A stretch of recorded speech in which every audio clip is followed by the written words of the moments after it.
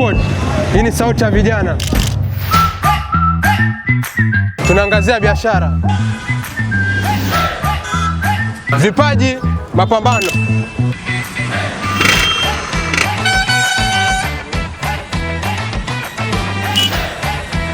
na mbinu za kutoboa. Hadithi hii inakuhusu wewe. Jifunze, hamasika, na amini inawezekana. Mimi naitwa Chuni, sauti ya kitaa. Usikose kutazama Youthpod kila Jumatano. Tenda ama zabuni. Hili ni swala ambalo serikali ya kaunti imekuwa ikilipigia mnada sana kwa muda mrefu. Je, kama kijana umeweza kulifanyia kazi? Je, unajua kwamba unaweza fanya kazi na serikali? Unajua kwamba unaweza tengeneza barabara kama hiyo ukitengeza kampuni? Unaweza kuwa director wa kampuni yako? Je, unajua maana ya ACCO? Unajua maana ya IFMIS? Unajua kama kuna biashara bill? Ungana nami Jumatano hii tukichanganua swala hili. Maskani ni ile ile, Youthpod. Kama mnavyojua, mimi naitwa Chuni, sauti ya kitaa. Sauti isiyo mtua nyoka pangoni. So, Moscow, kama mlianza kama kikundi, mkajisajili kama kampuni. Na tulikuwa nataka kuomba kujua iliwagharimu kwanza pesa kiasi kama cha pesa ngapi hivi ili mkamilishe hiyo process ya kwa kampuni. Kufikia hapo, kuanzia kwenye kikundi mpaka kwenda kwenye kampuni ilitugharimu kwa shilingi 15,000. 15,000. Roughly yani. Na vishilingi kadhaa yani. Ndipo hapo na sasa hii 15,000 ambayo ilitokezea, mlichanganywa wenyewe ama kuna mkono wa mtu ambao ulitoka kwa nje? Kusema kweli, hiyo pesa haikutoka kwa mkono wa mtu. Yani ni pesa zenu wenyewe, sisi wenyewe, savings na kila kitu. Ndio. Okay, sasa baada ya kuwa msharegister kama kampuni, mshapata ACCO na hizo process yote, mliweza ku apply tender? Yes, tuli apply tender baada ya kupata hizo process zote, kuanzia kwenye ACCO mpaka kwa kwingine, tuka apply tender baadaye. Na baada ya ku apply mlifanikiwa ama hamkufanikiwa? Baada ya ku apply ilichukua muda, lakini kusema kweli hatukufanikiwa. Hamkufanikiwa. Na ilikuwa ni mara ya kwanza, si ndio? Si ni mara ya kwanza Moscow. Okay, sasa baada ya kunyinyi ku apply mara ya kwanza mkakosa, mlivunjika tamaa, bado mnahisi kama ukitokea tenda kesho na kesho kutwa mta apply tena? Sisi hatujavunjika tamaa. Sababu najua hizi zitakuja mara kwa mara. Mwaka huu tumekosa, lakini mwaka ujao na imani tutapata. Hii inaletwa nini? Mlijiandaa mkaongelea kwamba ndugu, sisi bwana tunafanya hivi lakini itakuwa rahisi, ama inakuja kutokana na nini? Ndio. Sababu tunajua vikundi ni vingi na walio taka kupata huo muda wa tenda ni wengi. Kwa hivyo tunajua unaweza pata, aliyekuja mbele akapata, aliyekuja nyuma akakosa. Kwa hivyo tumejipanga na mambo mengi ambayo tutajua mwaka ujao tutapata. So ni ushauri gani kwa wenye ambao labda wame apply mara ya kwanza alafu tayari wakakosa na wanahisi kwamba acha to give up? Wewe mnawashauri vipi? Mimi nawashauri kuwa tu nasema wasife moyo, sababu hili ni jambo la ukweli na ni jambo ambalo litasaidia wengi. Uchikata tamaa utaachia wengine nafasi na wewe utakuwa umejitoa mapema. Ndio. Waendelee ku apply mara kwa mara. Ndio. Sasa kikundi kama chenu cha Love and Unity na vikundi vinginevyo hapa Ukunda vingi havijajisajili kama kampuni. Wewe kama mwanachama wa Love and Unity na kama mkereketo wa vyama vingine, unahisi sababu kubwa haswa inaweza kuwa ni nini, ukiangalia yale mazingira kile chama chako na labda pia ukiangalia wenzako mazingira yao hasa, changamoto kubwa inaweza kuwa ni nini? Na changamoto ya kwanza ninaweza sema ni awareness. Vyama vingi havikuwa aware kuhusu most of the tenders zinazokuwa katika county. Sasa inakuwa ngumu kufanya kitu chenye hujui, kitu cha kwanza. Na to some CBOs unaweza pata financially inakuwa challenge kwao. Unaweza pata kweli wanataka kufanya, lakini documentation ziko expensive. The register as a company inakuwa ngumu because documentation right now inaweza cost 14,000 mpaka 20,000. Mkweli. Sasa unaweza pata ile CBO ku raise 20,000 in like 1 month ama 2 months inakuwa challenge. Inakuwa tricky kwa ndio. Na kwa some CBOs unaweza pata pia maybe yale malengo ya kujikuza kwa a company for that moment hawana. Maybe to some project zao muhimu wako nazo. So ni kama vile mipango ya baadaye ndio wenyewe watafanya. Maybe future plans ndio hiyo. Register as a company. So kwamba documentation by the way is very expensive kwa sababu nishaongea na group moja ambayo shajisajili na walisema kwamba ile kosa sana pesa ambayo walitumia ni 16,000 ile ya chini 16,000. Na sisi vikundi hivyo vinakuwa size wengi watu tuko jobless, tumetoka ma university size, ma secondary size unajua. Sasa ili kukabu hiyo challenge unahisi kwamba serikali wangefanya nini ili kusaidia vikundi wa kuwa na wepesi, kwa sababu unaweza kuwa bali na registration. Unaweza kuwa labda umejipiga ushapata registration, umeapply mpaka umefika wakati umepata tender. Unaona? Sasa mimi ninapata tender lakini tender ni ya 700,000, ya 800,000, ya 400,000. Na kwenye account yetu kwanza zile savings labda za CBO yenu ya Lavand Unity pale mna 14,000 peke yake. Ama 10,000. Kwa sababu si mwachanga kila mwezi labda 100 na 200.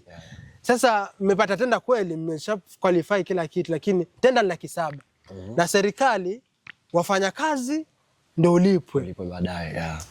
Sasa wewe unahisi kwamba na hii ni changamoto kwa vikundi sasa ambavyo vinaanza saizi. So wahisi kwamba serikali wangefanya nini ili warahisishe hili jambo? Na kujibu hilo swali, katika bunge la county sasa kuna hii bill yenye ilipitishwa juzi ya biashara bill. Hii bill inazungumzia kumpa a company mtaji yenye ilikuwa awali ilikuwa mnafanya tenda kivyenu pesa yenu kama hiyo tenda 700,000 mnajituma nini as a company kutoa 700,000 mnafanya tenda. Then mkifanya tenda ndio serikali inawalipa. Sasa hii biashara bill inawezesha a company, serikali inawapa ile 700,000 mnafanya tenda. Once tenda ikifanikiwa serikali inachukua pesa yao, then ile faida ndio inaingia kwa account. So I think hiyo itasaidia sana vijana. Itasaidia most of the CBOs. Okay. Na swali la mwisho, kama nyinyi Lavand Unity saizi kama mlivyosema hamjajiregister kama kampuni. Na inaweza kuwa ni hiyo changamoto ya kifedha, labda mipango yenu haijaingiliana ama ni awareness. Lakini nahisi kwamba saizi kama ni awareness, baada ya hichi kipindi kuisha tutakuwa mmeipata. Na so kutakuwa zenye zimebaki ni hizo shida za mbili za mwisho. So ni ushauri gani ambao unapeana kama kiongozi wa chama chako kwa wanachama wenzio kwanza na pia kwa wanachama wengine ambao au kwenye vikundi vingine ambavyo kwenye situation kama yenu hawajajiregister, labda wanapitia hizo changamoto 3 ambazo wanapitia? So ushauri wako mkubwa haswa ni nini? Mimi ushauri wangu mkubwa kwanza haswa kwa wanachama wangu ni vizuri kujipanga, mipango ikawa vizuri na kujiregister za company. Maana once ukijiregister za company kwanza inakupa eligibility ya ku exposed na large grants. A company, let's say serikali inakuwa uwezo wa kukupa wewe 700,000. Inaweza kukudhamini ufanye tenda hivyo. Sasa pia inapanua ile exposure watu kwanza kujua na watu mbalimbali. Maana tenda let's say kama Lavand Unity tumechukua kama tenda ya matairi katika Kwale County. Katika ile tenda mimi kama kiongozi nitamit watu mbalimbali kama procurement officer, waziri wa fedha, nini vitu kama hivyo. Ile ule utangamano utafungua katika biashara zingine mbalimbali za future. Sasa as my CBO unaweza pata most of the members ni jobless. Sasa katika vile vitu mradi umekuja instead ya kukama skani tu kukabila kazi, unaweza mshughulisha jamaa kuna tenda hivi na hivi. Sasa ushauri wangu hasa kwa CBOs nyingi, let's register ourselves as companies. Inasaidia sana na faida yake pia ni faida nzuri kuliko kuachilia just one company deal na all the tenders at once. Let's keep on registering as companies. Na kila kitu ni mipango. Mipango safi, at the end of the moment impact pia inakuwa nzuri. So na imani kwamba baada ya hichi kipindi Lavand Unity mtafungua kampuni na muweze kugrab hizi tenders na opportunities, kwa sababu tunaambiwa kwamba watu wa Ukunda, especially watu wa Ukunda, kwamba sisi ni watu ambao tuko very ideal minded. Tunaambiwa hivyo, hata kwenye kipindi kuna mama amesema hivyo. Madam Miza amesema hivyo. So I believe like it's high time sasa tuamke to grab hizo opportunities, kwa sababu opportunities ziko, lakini it's like so wenyewe ndo hatuamki, unajua. Yeah, tumezubaa sana. Yes, alafu kitu kingine pia nataka tujue kama watazamaji, it's not a must ama hujafungwa hujakuwa like tied uangalie ufanye kazi tu na serikali, no. Pale shuleni, pale jirani kwenu kuna shule, unahitaji kuwa supplied na vyakula na vitu tofauti tofauti, unaweza apply mkafanya kama kampuni, sio lazima ikiwe serikali peke yake. Najua kuna kama beaches kule chini, kuna watu na supply kuku, rangi, a lot of things, water wiring. Unaweza apply kwa mfano na kampuni yako mkafanya. So there are a lot of opportunities ambazo zinakuja na ukiregister kama kampuni, not only dealing with the government lakini hata private entities na other sectors, unaona. So mimi na urge, let's open these companies to deregister, alafu mengine watu wanasema Allahu ya'lam.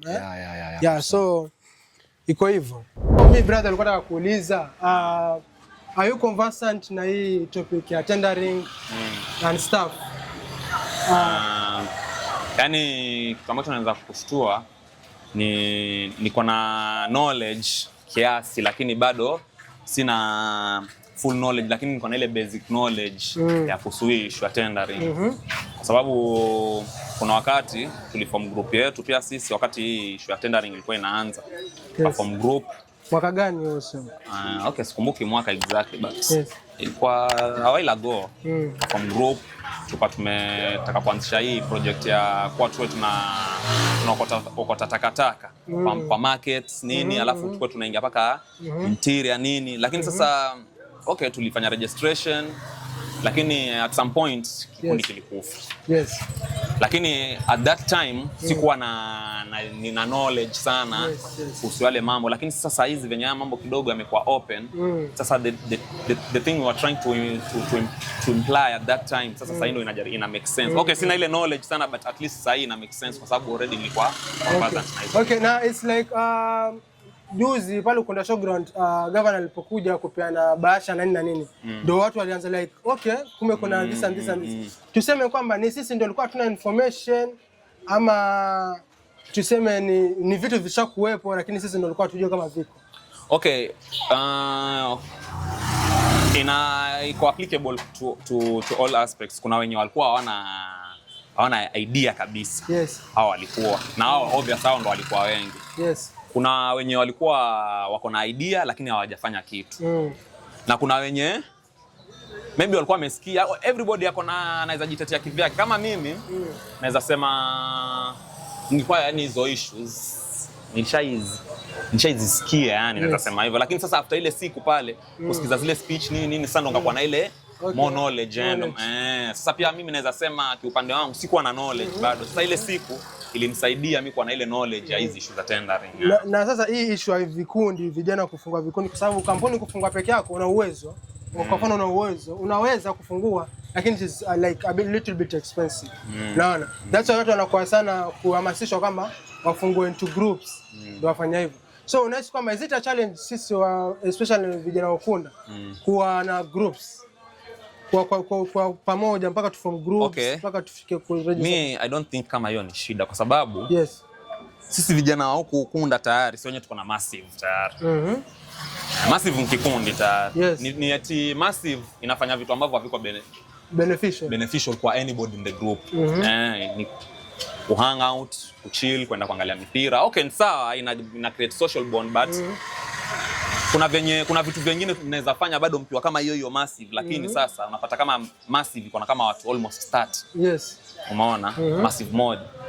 Sawa, maybe watu wako employed nini, lakini if those 30 people wanaweza fanya contribution ya kama 300 bob per head, tayari ndio enough yenye inaweza fanya registration nini. So kuna massive zingine bado hazijakuwa na hiyo knowledge kwa wanaweza fanya hivyo vitu. Kuna massive zingine bado hawajaamua. So mimi sioni kama shida kuform vikundi ni shida sana kwa Ukunda. Ukunda kwanza itakuwa rahisi sana kwa sababu Ukunda tayari kuna hizo massive tayari kikundi kama vile Moscow ile ilikuwa massive base tu.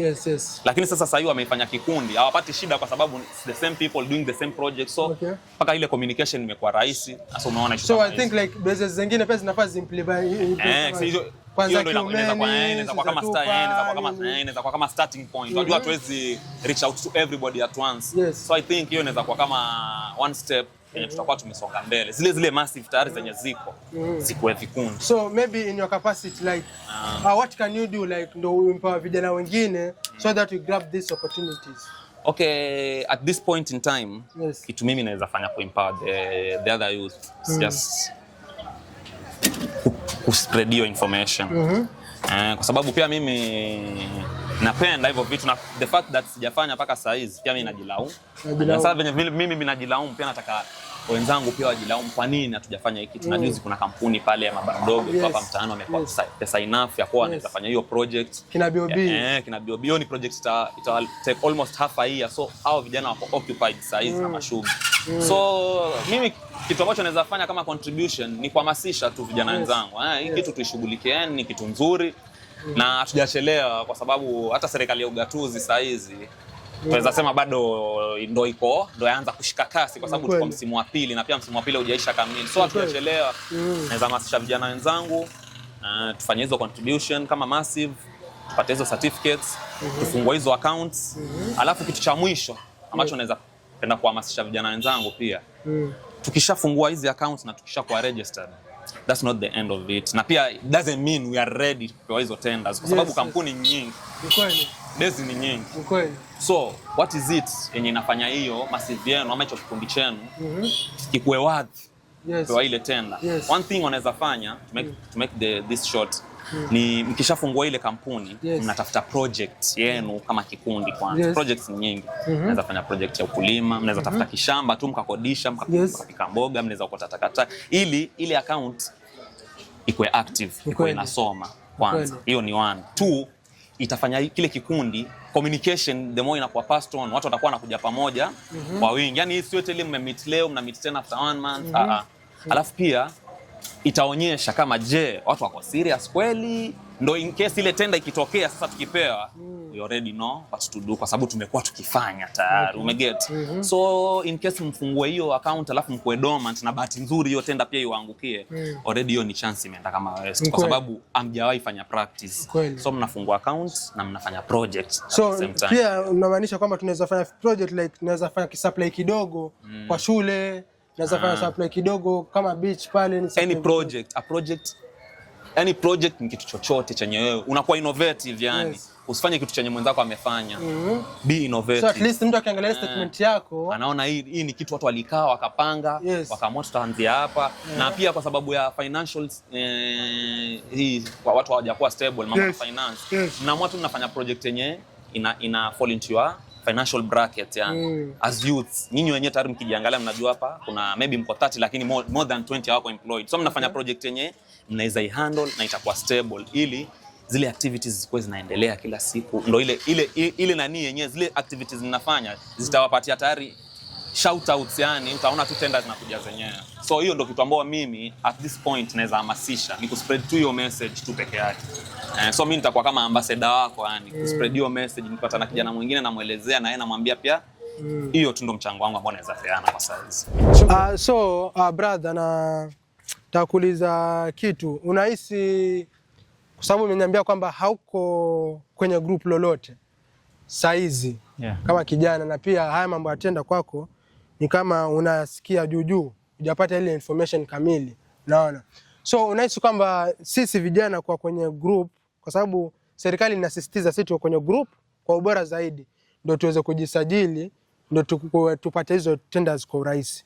Je, unahisi kwa nini sisi hatutangamani kuweka kwenye magrupu haina kwa ngumu? Shida sana huwa nini? Kusema kweli brother, kwenye mambo na vijana kuweka pamoja, huwa kuna majukumu makubwa sana. Na tukiangalia vijana wengi mwanzo, kitu cha kwanza nikisema, tukiangalia kuweka vijana pamoja, waweza kuwaweka, lakini kuna shida ile kwa ukimwambia fanya hivi, tukiwa kwa group tufanye mambo na mchango. Mchango kijana ukimweka kwenye nini, yeye mwenyewe kwanza anapenda vitu vile vya haraka. Tinta, wanaita tinta. Sasa ukimwita mahali, yeye mwenyewe mwanzo ataanza kufikiria ile kumweka pale, umemwestia time. Kwa sababu mpaka upate tenda sio rahisi, ni process. Lakini sasa ndio nakwambia kumweka, alafu uulizie mambo na nini? Na mchango sasa. Ukifikiria mchango ushafukuza kila mtu. Juu mpaka ufungue kampuni kuna almost kama 15,000 mpaka 20,000 ndio zinafaa ndio upate ile kampuni registration yani nini. So ukisema ukiweka michango ushafukuza. Ndivyo. Sasa ndio nakwambia, sasa vijana wengi sasa hii yani hafikirii kesho, yeye anafikiria tu leo. Sasa ndio yani hata ukimweka mahali ukisema, ukimvuta ukimwambia njoo hapa, kule kukaa pia ataona wamsumbua. Okay. So as in kama venye umesema kwamba haya maneno yasikia juu juu. Unahisi sisi kama vijana, sisi wenyewe kwa wenyewe tunafaa tufanye nini ndio tuweze kupatizana hizi habari? Unajua, kwa sababu mimi najua ama wewe, mimi na wewe hatujui, lakini kuna mwingine anajua. So yule ambaye anajua, ili atufikishie sisi, anafaa afanye vipi? Ama serikali inafaa ifanye vipi ili spread awareness kwa sisi vijana ambao tuko hapa? Kusema kweli, kwenye upande wa kupata habari kwa vijana, mara nyingi sasa hivi vijana wengi huwezi mpata kijana ukamwambia sijui kuna ikifika saa 1 angalie taarifa za habari, ni ngumu sana. Lakini kupata ile, yeye mwenyewe akipata nafasi, simu yake akishika simu, yeye huwa mara moja yakimbilia Facebook. Yes. Sasa kule Facebook, serikali kama ingekuwa na uwezo zaidi, wapeane nini, wakuwa na page yao ya kuwa wanapeana information ya kuwa kama kuna kitu chenye kimetokea, lazima naye wajua kijana kuingia Facebook ni rahisi kuliko kuangalia television taarifa za habari. Sasa mara nyingi ama unaona, kama tuseme kama mimi naweza kuamua kama kijana, wajua vijana nao kudili na kijana ni utafute kijana mwenzake. Sasa kama mimi naweza kutafuta watu nikawaambia vijana ile tufanye hivi, tuweni na group na group ya WhatsApp. Wajua kwenye WhatsApp utawapata.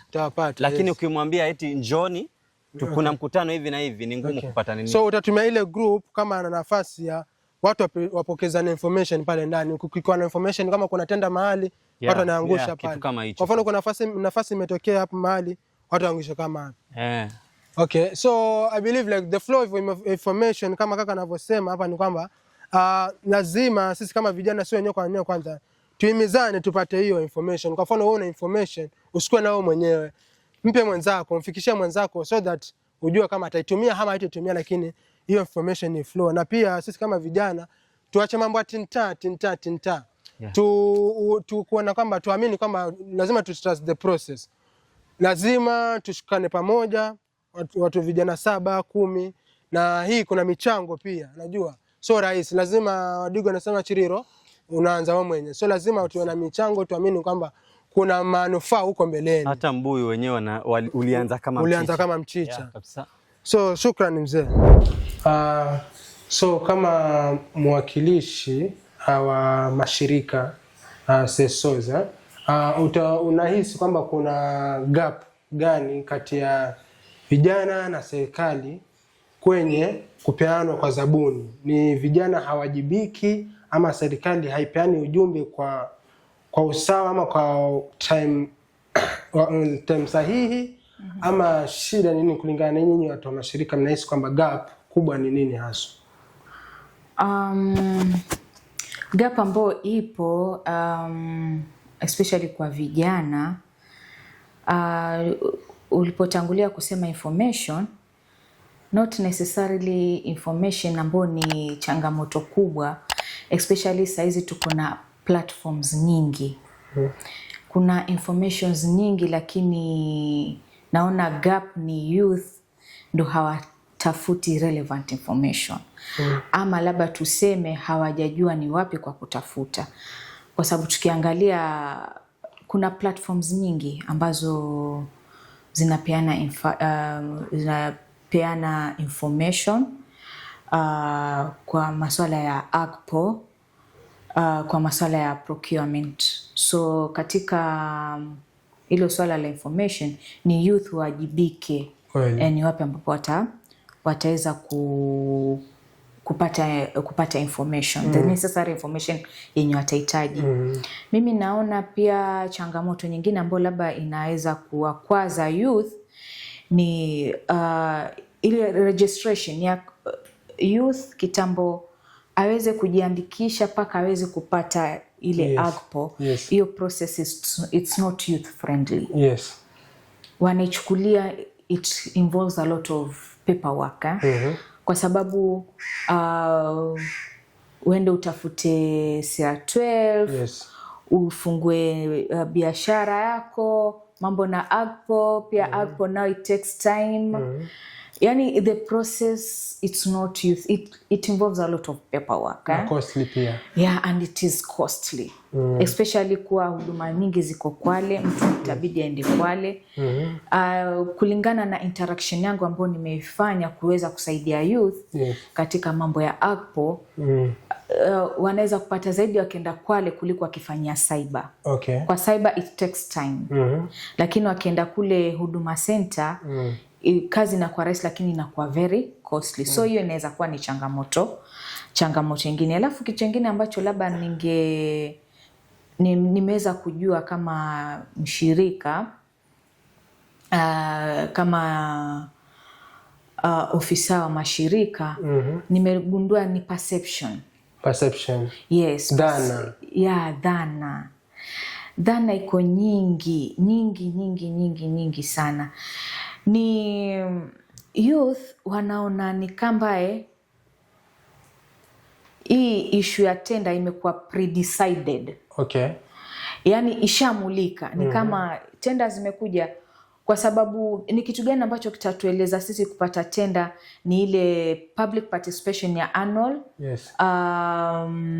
ADP, annual development plan. Ndio utajua kuna miradi gani ambayo itataka tenda. So pale hata utaona watu wakienda pale hawaangalii. Wanaona ile hospitali ambayo imewekwa ama ile construction fulani ama ile supply fulani ishakuwa pre-decided. So kuna hiyo perception ambayo hiyo iko sana. Kwa kama kidogo utasema tenda zaenye. Yani ni kitu kama hicho pia ambacho kinaregesha youth.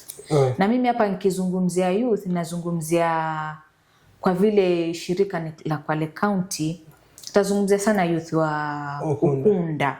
Okay. Kwa sababu tukiangalia ndani ya Kwale County youth wengi wako Ukunda. Na Ukunda pia iko na a lot of unproductive youth. So they are youth lakini unproductive. Yes. Wako so relaxed. Ndio utapata kuna maskani nyingi ziko Ukunda. Ukiangalia mambo ya juvenile gangs Ukunda. Ukiangalia mambo ya drugs addict Ukunda. Hizi zote zina lead to unproductive youth. Ni youth ambao hawawezi kuwa na zile positive thinking. Thinking zao zitakuwa ni negative.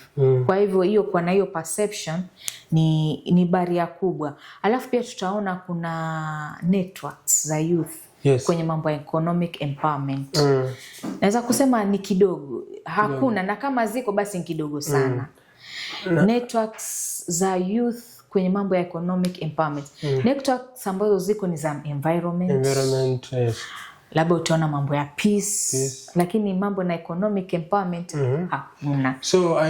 So kama economic empowerment, nani hasa anafaa kuhusika kufanya hii economic empowerment? Youth wenyewe. Youth wenyewe. Wajua sasa hivi tumefika mahali tusingojee kufanyiwa. Okay. Tusitake kufanyiwa lakini tutake kupata msukumo. Ushanielewa? Kuna tofauti ya wewe kunifanyia na mimi kunisukuma ili nifike pale mahali. Okay. Sasa katika hizo networks mimi naona ni youth wenyewe wawajibike. Kuwe na networks. Tukiangalia kama za environment kuna networks nyingi ambazo hata kuambiwa na watu wazifanyi. Wao wenyewe ni youth led. Zinaanza toka shule kwanza by the way. Yes, exactly. So maybe pia another thing maybe hata shule wanafaa wafanye hivi. Hata shule. Yes, alafu kuhusu perception pia I think like most of the people think like lazima mtu awe na government, lakini tunashangaa pia kuna private entities tunaweza supply shule nini na nini. Tuko na hotels nini and stuff. Kuna hotels kuna hotels kule wanataka kusupply wa fish, wanataka kusupply wa kuku, wanataka kusupply wa juices. So mi binafsi nimejifunza kwamba I think suluhisho kubwa ni kuwa na hiyo empowerment, na sema sijui itaita empowerment wala awareness, kwa sababu tunaweza laumu mtu lakini labda pia hajui kama mtu hoteli zinafaa kuwa supplied peke yake. Yes. Kama tenda ni za kujenga barabara nini na nini. So nimekuelewa madam. So but kama shirika sasa, ili kutoa hii perception, ili kutoa hizi unproductive minds, mnahisi kwamba nyinyi kama shirika mnaweza cheza role gani kwenye kusaidia hili? Kama shirika, mimi kwanza nikitangulia kusema kama shirika ili ambalo nafanya nalo, ambalo limekuja hapa, Youth for Peace and Sustainable Development, YUPSUD, tuliweza na tunaendelea, tuko na project ambayo ilianza sasa ni mwaka wa 2 na inaendelea kuisha this December. Na lengo letu haswa ilikuwa ni kuweza kumwenua yule kijana, ili aweze kujiendeleza economically, akwe economic empowered. Na sisi kama shirika tuliweza kuwapatia ili wazo la ACPO. Tusifikirie tu, wajua tuko na ile perception ya kuwa ukimaliza kusoma uende uajiriwe. So tulijaribu kutoa hiyo perception kuwa there's this gap, kuna ino ACPO, na si ACPO tu, kuna that 30% policy ambayo hiyo imetengwa specifically ni ya youth, women na person with disability. Kwa hivyo sisi kama shirika, kitu cha kwanza ambacho tulifanya empowerment. Empowerment tulifanya ya vijana ndani ya Ukunda, ili waweze kuelewa masuala mazima ya ACPO, Access to Government Procurement Opportunities, zabuni zile. Na kabla hata tufanye ile training tulifanya analysis. Na sikudanganyi, katika ile analysis tulipata 90% ya youth hawaelewi mambo ya ACPO. By then, yes. So tukaona hapa the big activity ama the big approach ambayo tunatakana tuifanye ni capacity building through empowerment. Empowerment through capacity building. Kwa hivyo tulifanya empowerment through capacity building, tukaweza liaise na county government, especially department ya trade, na ukaweza kutrainiwa mambo ya ACPO. Na ndani ya hiyo activity ikaweza kuzaa ikaweza kusababisha ama kupelekesha vijana wengine kuweza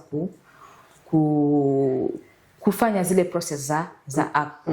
Kwa hivyo hiyo unayosema ya empowerment ni kweli. So kama shirika sisi tumefanya empowerment through capacity building, tukishirikiana na county government, department of trade.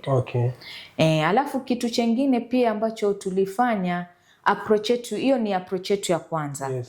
Approach yetu ya kwanza ilikuwa ni amplifying voices, kusaidia youth waweze kuamplify their voices. Kama vile unavyofanya wewe, unasaidia kuamplify sauti. Yani sauti ziweze kutoka. Tuambie vijana wenzangu tujaribuni basi. Wajua wezi keti tu ukasema tenda ziko pre-decided. Kwa nini usijaribu paka ufikie ile stage ya mwisho? Muwe kama watu 1000. Hiyo itakuwa justifiable. Utasema sisi tuko 1000 youth. Sote tuko na all the credentials. Documents zote tuko nazo. It means kila kitu tuko nacho. Lakini hatujapata tenda, kwa hivyo shida ipo. Ni serikali. Shida ni serikali. Lakini sisi tunalaumu, lakini hatuna hata hiyo. Hatuna hata hiyo. Mtu hata anasema ni self help na hata hajakuwa registered. Si unanielewa? Kwa hivyo approach yetu ya pili tukaona youth kwa youth waweze kuamplify voices zao kwanza. Wao wenyewe kwa wenyewe waweze kuelezeana, na pia wa amplify voices zao kwa space ya procurement. Procurement department na hizo department ambazo zinahusika na mambo ya tenders. Kwa hivyo hiyo ni approach nyingine ambayo tuliweza kuitumia, na pia approach nyingine ni sisi kuweza kupartner na county government kama vile nilivyoelezea mwanzo. Swali la mwisho madam, kama tulivyosema kwamba documents hizi za kupata kuwa kampuni mpaka kwa registered ziko ghali. Najua, na utakuta kama vijana labda wengi ni self help, wametokea maskani, wametegemea sana michango yao wenyewe binafsi. Na kama tunavyojua kama ajira iko almost iko chini sana. Na kumaanisha vipato vyao huwa vidogo. Sasa unaweza kuta kama AGPOS certificate ni 8,000 labda. Unaweza kuta labda kuingia kwa portal, sijui mpaka ile registration nzima tuliongea na kama BOB walisema kwamba mpaka wanamaliza ile registration yao yote kwa kampuni walitumia 13,000. Yes, hata inaweza kwa kidogo. Sasa alafu tena bado ni kwamba ukipata tenda, labda tenda ni 100,000, unafaa utumie hela yako kwanza. Ukimaliza tenda ndo ulipwa na serikali upate ile faida yako. So sisi kama vijana nahisi kwamba inakuwa na uzito pia. Yes. So serikali imesikia saizi wameleta biashara bill, serikali ya county ya government. County government ya Kwale imeleta revolving fund ambayo ni biashara bill. Je, unahisi kwamba hii itasaidia ama vipi? Unaonaje? Yani what is your comment about hii biashara bill? Itasaidia vijana kuendeleza tenda zao na biashara zao ama? Kwanza nitakuja kwa ile point yako ya mwanzo. Yes. Uliposema iko expensive na mtu anaona hizi kupata. Na ndio maana saizi inakuwa rahisi sasa kulingana na hii serikali yetu ya sasa ya county government ya sasa ya Her Excellency Achani, tunapata kuwa tunaweza kuaccess ama tunaweza kupata zile tenders kama tuko kwenye groups. Yes. Kuliko kuwa individual. Kwa hivyo tunasema it is easier tukiwa in groups rather than to be individuals. Yes. Ndio baadaye sasa tukishapata elimu nyingi na tushaelewa vile mambo yanakuwa, wale watu kama ni 10 kila mtu anaweza kufungua yake. Utakuwa umeondoka pale ukiwa na elimu nyingi ya kujua nini ni kitu gani ambacho kinafanyika. Yes, true. Hata hiyo 16,000 ni kidogo. Sasa zingine inaenda hata 20,000. Ina depend na the type of company unafungua. Na pia inategemea labda nyinyi mumeenda sekta gani. Is it ni mambo ya supply? Kwa sababu mkifanya mambo ya construction lazima kuna registrations nyingi ambazo mtakuwa mtahitajika. So kimimi ambavyo nitaweza kuambia youth ni they should not work individual at the moment. First wa form group. Wakiweza kuform group waweze kuregister, ni rahisi. Labda wale youth wako na biashara vyao vidogo vidogo, wana meet monthly. Na pia wanaweza kwa wako na zile contributions na wakaweza kufanya kuweza kutekeleza zile documents ambazo zinatakikana. Umeongea kuhusu biashara bill. Kama sisi shirika tuliona hiyo kama advantage na opportunity for us to pick it up na kuweza cooperate ama collaborate na county government ili iweze kusaidia vijana at the grassroots, tuweze kusaidia amplify their voices. Na sisi kama shirika tuko na very good will na Department of Trade, na tukaweza kuparticipate, tukaweza kuhusisha youth, tukahusisha community of practice, community katika utengenezaji wa regulations. Regulation ni ile mikakati ambayo ni zile sheria ambazo zinatumika kuendesha act. Kwa hivyo kama shirika tuliweza kupata hiyo opportunity ya kuparticipate katika hiyo act. Na kwa nini tulitaka kuparticipate? Ni kwa sababu tulitaka maoni ya wananchi kwa yale ambao umesema, ili yaweze kuwa incorporated katika ile regulations. Na kwa uzuri tuliweza kuzungumzia zaidi kuhusu LPO financing. LPO financing ni nini? LPO financing ni ile pesa ambayo itatumia kufinance ile tenda yako. Okay. Sawa? Ambayo itakuwa inatumika katika kufinance ile tenda. Kama vile ulivyosema, tenda ni ya 1 million, wewe hauna biashara. Ama biashara yako wewe kwa mwezi na kupatia shilingi 10,000. Lakini umeapply tenda ya 1 million. Utapata pi 1 million. Ndio sasa kama shirika sisi tuliweza kutafuta kwanza goodwill na trade department. Tukaweza kuform, tukawa na consultative courtesy visit, tukaweza kuwa na kikao na wao. We sat on the table na tukaweza kuangalia ni tutafanya vipi na vipi. Let's push for this LPO financing.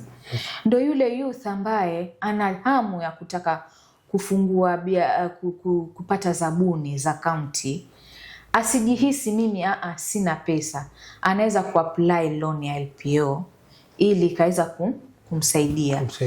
Ndio ile kusiwe na ule mvutano ama yeye kwa na that negative energy ya yeye kumfanyisha asiwe na hamu ama asivutiwe katika kufungua ile tenda. Lakini akipata ile kufungua kampuni ya kupata ile tenda. Lakini akipata ile LPO financing ya biashara bill ambayo iko ndani ya biashara bill itamwezesha. Kwa hivyo itakuwa imemfanyisha right. Kwa hivyo kitu cha kwanza ni youth wawe kwenye groups, na kitu cha pili pia ni hiyo tunasubiria ni kitu ambacho kiko in place, ishakuwa approved. Ishakuwa bill. Okay. Utakuwa na hiyo LPO finance. So kwa mfano kuna mtu kikundi labda ama vijana wanataka kwa supported kama hivyo kupewa advice nini, je, milango iko wazi kwako? Iko wazi. Shirika letu lina ofisi zake ziko wapi? Ofisi zetu ndio hapa tu. Showground. Ofisi yetu iko Showground, on your way to the library. Okay, library ya Kitambo. Library ya Kitambo. The second building on your left. Okay. The second building on your left. Ndo utapata shirika letu la YUPSUD, Youth and Women for Peace and Sustainable Development. Kwa hivyo ukitaka kuweza kupatiwa ufahamu zaidi, kupata mentorship, tuweze kukuadvise zaidi, kukupatia referrals. Je, utakwenda wapi? Mimi nilikuwa naona kabla uende Huduma Center, nenda Mvindeni. Kabla uende Huduma Center Kwale mbali, anza na Mvindeni kwa ofisi za trade. Kwa hivyo biashara center. Kwa hivyo ofisi yetu iko wazi. Ukifika ofisini tunakupatia advice. Tunakupatia advice ya wapi utaanzia. Obviously sisi hatupiani hizo forms. We don't do registration. For us it's just mentorship.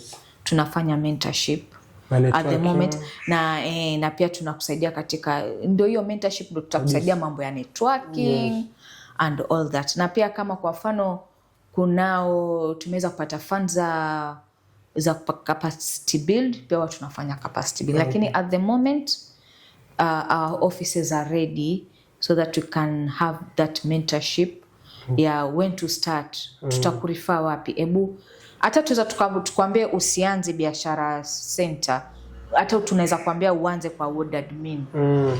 And then after ward admin biashara center, and then after biashara center uende kwa AGPO officer Kwale. So ni ile kuku advice, but we don't do registration.